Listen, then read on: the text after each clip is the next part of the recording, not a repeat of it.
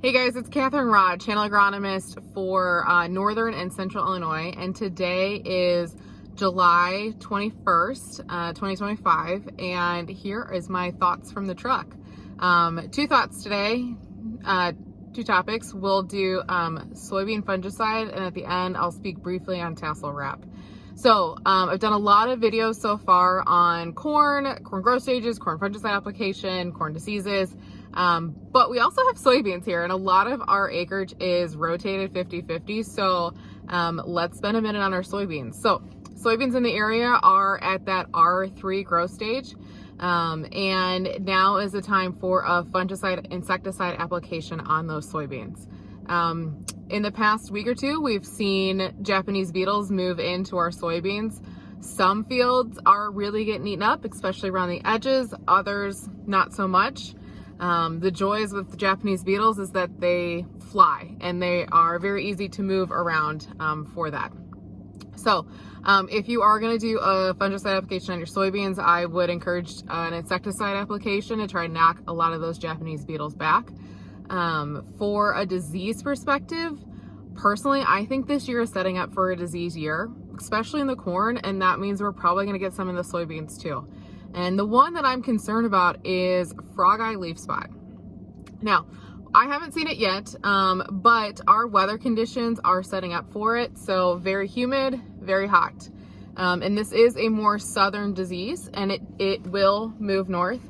And so far this year, we are starting to see a lot of those southern diseases move north and move north into central Illinois. So that is one that I want to kind of keep an eye out for on our soybean crop.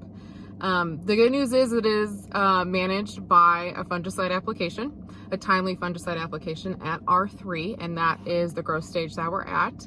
I encourage a multiple mode of action product, so at least a 2 mode of action product like a Dolaro would be a great option for that. And then I'd also include an insecticide application to help knock some of those Japanese beetles back on our soybeans. Usually that's applied at R3. So an R3 growth stage for soybeans means that in the top 4 nodes, little pods have started to form. And so you still might have a flower or two at the top 1 or 2 nodes, but those little pods up there on node 3 and 4 is really what you're looking for. And that's where a lot of our soybeans are at right now. So that's a quick recap on soybean fungicide application. The other hot topic through the neighborhood and social media the past week has been tassel wrap. Now, from sources, we have seen tassel wrap from Nebraska all the way to Ohio. And a lot of our corn is now working on finishing pollination, if not already in the blister to milk stage. I personally don't like to check until closer to milk. That way a lot of the kernels are set and it's a lot easier to tell what is my pollination. And we're approaching that end of this week into next. Would be a great time to go start checking your pollination issues for that if you have any.